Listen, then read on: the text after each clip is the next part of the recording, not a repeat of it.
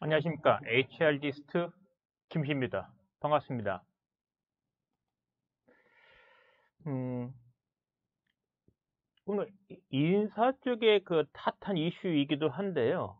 여러분들과 같이 좀 다룰 내용 부분이 있습니다. 음, 대퇴사 또는 뭐 조용한 사직 이런 이야기 많이 들어보셨죠? 오늘 함께 다룰 내용 부분은요. 어, 대퇴사 시대, 조용한 사직 시대 대책은 그리고 이걸 교육으로 해결을 할 수 있을까? 이와 같은 주제에 대해서 좀 말씀을 드리겠습니다. 음, 결론적으로는요, 대퇴사, 퇴직이 이제, 퇴직하는 부분이 이제는 뭐 당연한 스펙 중에 하나로 요구되어지는 시대를 맞이했다는 겁니다.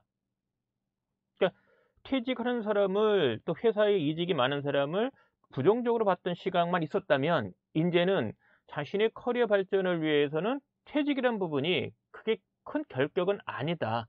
오히려 능력을 인정받은 것이 아닌가라는 이런 관점도 이제는 부각이 되고 있고요. 또 하나는 조용한 사직 시대입니다. 무슨 얘기냐면 회사에서 뭐 여러 가지 방향성을 제시하지만 나와 무관해. 나는 조용히 있다가 조용히 나갈 거야. 난 이것만 하고 요만큼 받고 요것만 하다가 갈 거야. 근데 이걸 티를 안 낸다는 얘기죠. 근데 대퇴직의 시대를 또는 뭐 그 조용한 사직의 시대 이 부분에 있어서는 큰 기업이든 작은 기업이든 열애가 없다는 겁니다. 대기업이라고 해서 아주 유명한 큰 기업이라고 해서 퇴직과 그다음에 조용한 사직이 없는 것이 아니라는 거죠. 뭐 중소기업은 금전적인 보상까지도 이제 맞춰주지 못하는 부분이 있다 보니 복리후생이나 금전적인 그 보상 측면에서 약하다 보니 퇴직에 대한 부분은 뭐 어찌 보면 상수였어요. 그래서 항상 채용하는 데 급급을 했고 또 키울만 하면은 이제 일을 할 만하면 또 다른 데 가고. 근데 개인 입장에서 보면은 그것이 부당하지 않다는 거죠, 인제는. 근데 이런 현상이 벌어졌습니다. 자, 문제는 막아야 되잖아요. 그래서 HR 쪽에서 이거를 어떻게 최소화해야 되느냐. 무슨 얘기냐면 양질의 인재를 뽑았다면 그리고 전문성을 이제 갖추고 회사에 기여하는 시점이 왔다면 키핑해야 될 거 아니에요. 유지해야 되지 않겠습니까? 근데 그런 사람들이 나간다? 그것도 많이? 그리고 과거에는 어떤 그 회사의 큰 성장이 뭐 임원이 되겠다, 뭐 대표이사 해야 되겠다, 뭐 최소한 팀장 이상은 되겠다. 이런 것을 노리고 나름대로 열심히 했고 개인적인 삶을 희생해서라도 그렇게 해왔는데 이젠 그런 성향이 강조되지 않는다는 거죠. 그러니까 조용히 내 일만 하다가 더 나은 조건 나오면 나는 이 회사를 떠날 거야. 뭐 이런 경향이 지금 있다는 겁니다. 또는 난 그냥 이 잡으로 그냥 꾸준하게 일하다가 정년 가까이 되면 나갈 거야. 이런 추세가 있다는 겁니다. 과연 그 인사 제도로만 접근이 가능할까요? 인사 담당자의 목으로만 이걸 치부할 수 있을까요? 그래서 교육으로 해결 가능할 수 있을까? 이런 쪽에 대한 이야기를 한번 나누겠습니다. 화면 좀 바꾸겠습니다.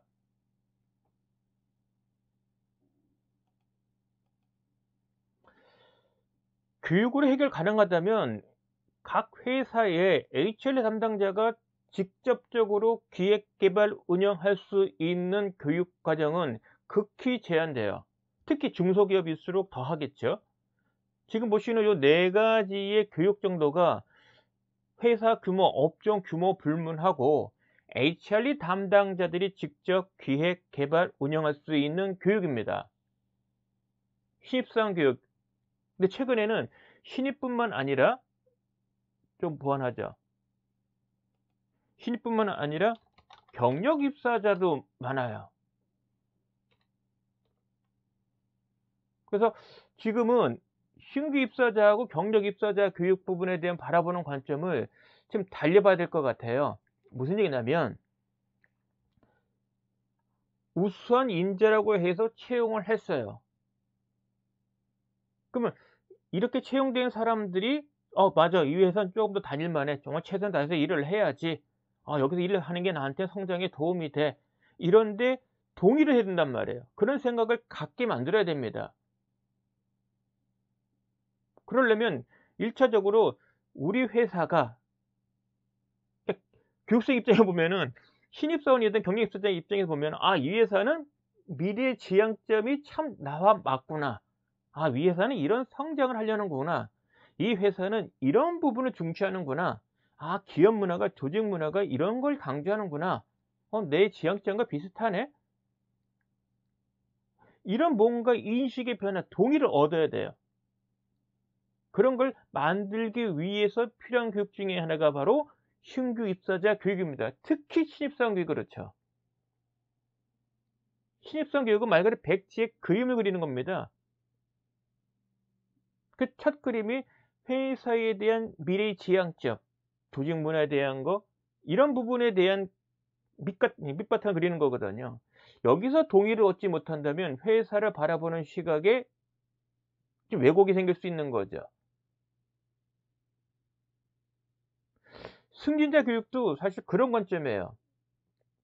직급이 승진함에 따라서 기대되어지는 역할과 책임이 다소 차이가 생길 겁니다. 근데 그 부분을 승진한 사람 입장에서 수용하려면은 회사에서 설득을 시켜야 되는 거죠. 연봉상의 큰 아주 급격한 연봉 향상은 아니지만 이제 역할과 책임의 변화가 있으니 그 책임과 변화 부분을 최선을 다해서 가진 부분에 대한 능력을 좀 발휘해라 라는 관점에서의 당부사항이 담겨져 있는 게 승격자, 정확하게는 직급 승격자 교육인 거죠. 직책자가 아니지만 승격을 했으니 대리가 됐으니 과장이 됐으니 차장이 됐으니 이런 관점에서 또 좀 더 나은 그 노력을 해달라, 능력 발휘를 해달라 이런 거 아닙니까? 그런 부분에 대한 동의가 있어야 되는 거죠. 그런 부분을 관점에서 승진자 교육이 필요한 거고요.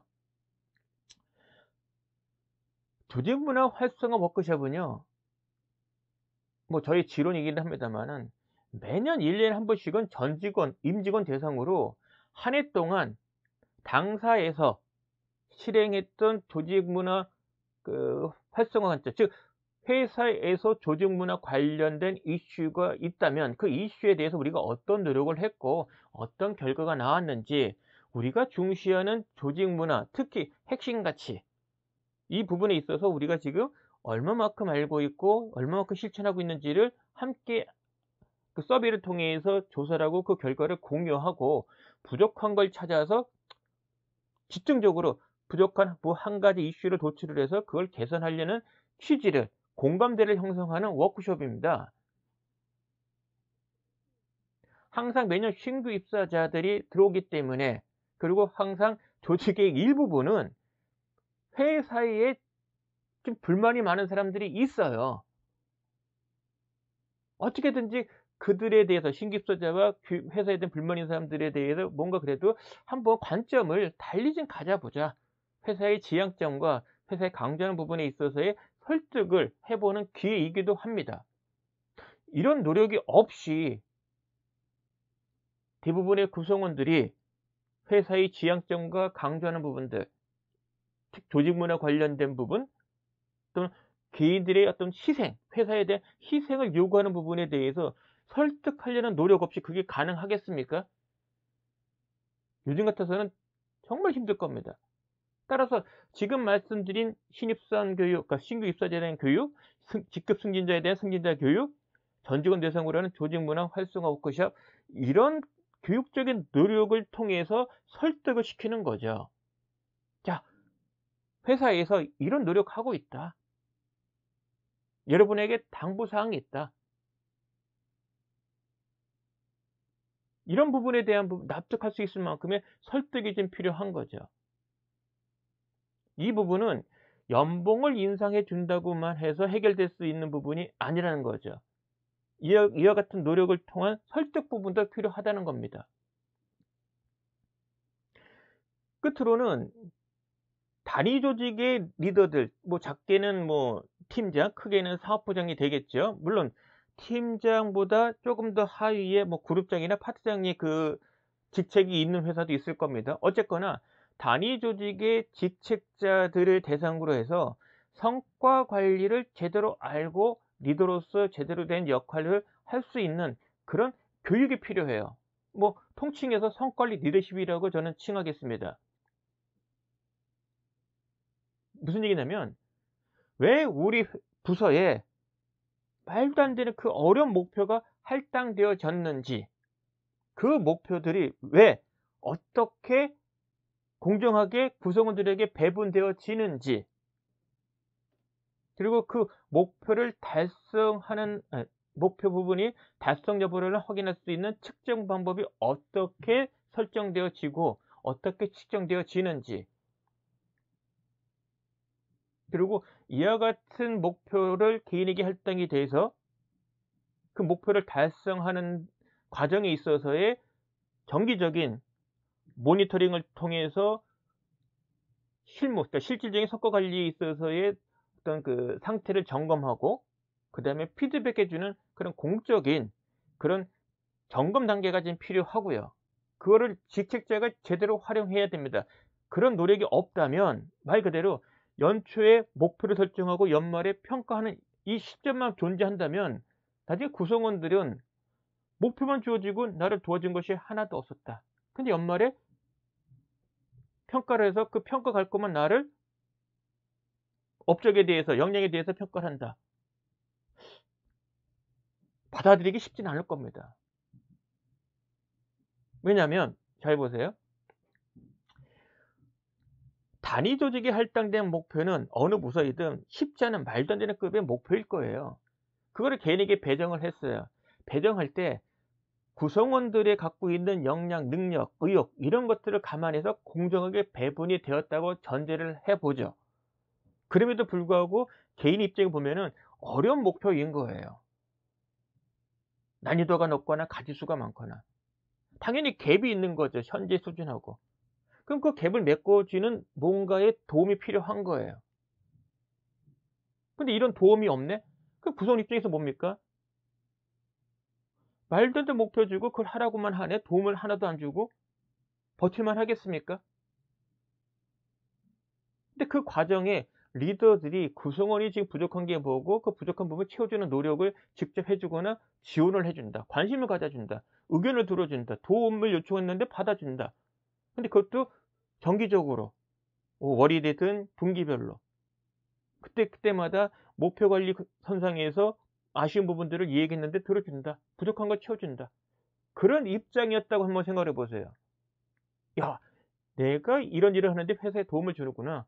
그 도움 주는 바람에 그 어려운 것도 나름대로 퍼포먼스가 나오네. 목표 달성이 가능할 것 같네. 이런 개인의 성장도 느낄 수 있다면 회사를 바라보는 관점도 좀 달라질 수 있겠죠.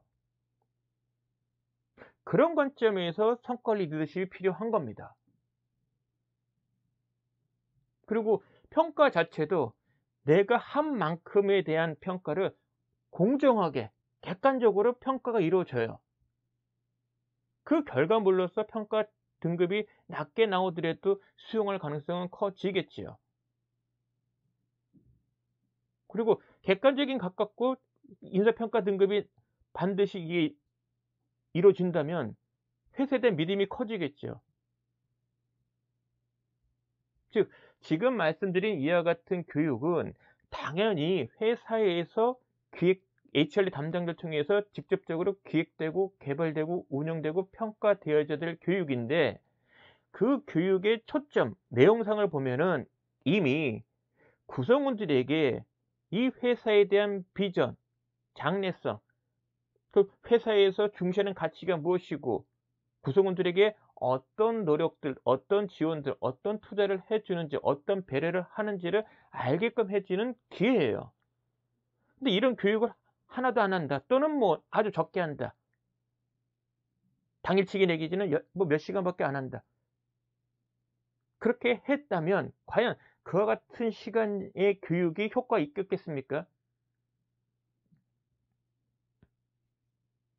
그래서 드리고 싶은 말씀은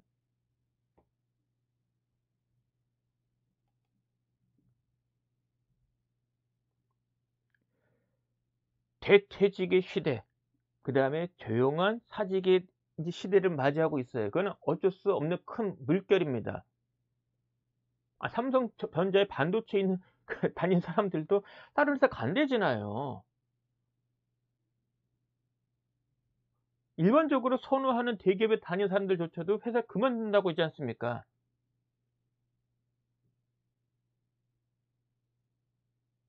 자, 이제 그런 시대를 맞이한 거는 부인할 수 없다. 그렇다면 정말 우리한테 필요한 인재가 뭐냐? 어떤 성향, 어떤 특성을 갖고 있는 사람을 뽑는 것이 우리 회사의 지향점과 일치하느냐? 이런 관점에서 채용 기준이 이제 엄격해야 될 것 같아요. 뭐 제 개인적인 뭐 속마음이라면 회사에서 중시하는 부분, 그게 조직 문화에 투영되어 있다면, 핵심 가치에 반영이 되어 있다면 그런 부분들이 이제는 채용 기준에 엄격하게 적용이 돼야 될 거다. 그리고 회사의 지향점이 명확하게 세워져야 되고 그것이 알려져야 된다. 이 부분은 조직 문화에 대한 내용이 정립되어 있다면 조직 문화 속에는 미션, 비전, 핵심 가치 이런 부분이 이미 다 들어가 있는 거거든요. 그래서 회사의 지향점을 명확하게 알려줘야 된다는 부분은 조직 문화를 아주 구체적으로 정립을 하고 전파하고 공유하고 실천하게 해야 된다는 것을 깔고 있다는 겁니다. 그런 것이 이제 필요하다. 그리고 성과관리 제도는 명확하게 투명하게 오픈돼야 돼요. 그러려면 성과관리 프로세스가 정립이 돼야 되고 리더들은, 단위 조직의 직책자들은 그것을 알고 구체적으로 실천할 수 있도록 해야 됩니다. 그런 교육이 필요하죠. 그게 바로 성과관리 교육이고 제 입장에서 보면 성과관리 리더십이 되는 거죠. 최소한 목표 설정, 목표에 대한 배분, 그 다음에 성과에 대한 정기적인 점검과 피드백, 그리고 객관적인 그 성과 평가, 이 부분에 있어서 리더들이 알고 활달해야 되는 것들이 있다는 거죠. 그거를 알려줘야 되는 겁니다. 그리고 성과관리 교육은요, 현실적으로는 부서장 중심으로 부서원들에게 직접적으로 전달되는 것이 가장 효과적입니다. 그 다음에 요즘에 이제 그 인사평가, 성과관리의 마지막 시점 부분, 마지막 프로세스에는 성과평가예요. 근데 평가를 레이팅을 매기는 것이 관점이 아니라, 자, 성과를 평가를 해봤더니 목표 대비 얼마큼 나왔네. 업적 평가 관점 보면은 뭐 평가 등급이 이 정도 될 것 같다라고 피드백 해주는 것이 결국은 성과 평가의 본질이지만, 장차 1년의 성과를 해보니 이런 결과 나왔네. 부족한 게 약점이 있었네. 근데 그 약점을 보완시켜 주는 것까지도 회사에서는 제공을 해야 된다는 겁니다. 그래서 요즘은 성과 평가, 인사평가의 마지막 평가는 점수를 매기기 위한 평가 점수 매기는 시점보다는 부족한 점을 찾아서 어떻게 채워줄 건지 이런 논의를 해주는, 개인의 성장의 기회를 찾는 그런 시간으로 활용하도록 지금 강조하고 있습니다. 더 크게는 회사의 성장 못지않게 개인의 성장 관점에서 로드맵을 부서장과 구성원 간에 아주 진지한 고민을 하도록 유도를 해야 됩니다. 이런 것들에 대한 대표적인 것이 사실은 IDP 제도인 거죠. 그러니까 통상적으로는 우리들은 회사에서는 여러분들 성장을 위해서 교육비를 지원해 줍니다 라는 단순한 그런 교육비 지원해 주는 뭔가 덜 능동적인 이거보다는 개인 성장 관점에서의 IDP 제도가 활성화가 돼야 된다고 저는 항상 지금 그런 관점 갖고 있습니다. 그 다음에는 정말로 그걸 회사에서 중시하고 있다는 것을 구성원들에게 알려주게 하려면 직무 전문성 향상 교육이 반드시 제공돼야 돼. 가시적으로. 물론 대부분은 신규 입사자 때 밸류 교육, 그 다음에 현장 부서 이제 배치됐을 때 현장이 이루어지는 OJT, 그 다음엔 IDP, 또 부서 자체적으로 직무 전문성 높이는 그런 교육이 기획되고 사내 강사 통해서 운영되어지는 그런 것이 필요합니다. 이 모든 것들은 크게 보면은 직무 전문성 향상을 위한 교육이죠. 저는 이 5가지가 HRD 담당자 입장에서 알고 뭔가 가시적인 것을 내놔야 되는 부분에 그런 입장이 서 있다라고 말씀드리고 싶고요. 특히 아까 말씀드렸던 반드시 이루어져야 되는 교육들, 이 교육들이 제대로 실행이 된다면 그래도 퇴직을 시점을 늦추거나 퇴직하려는 마음을 감소시키는데 기여하지 않나 생각이 듭니다.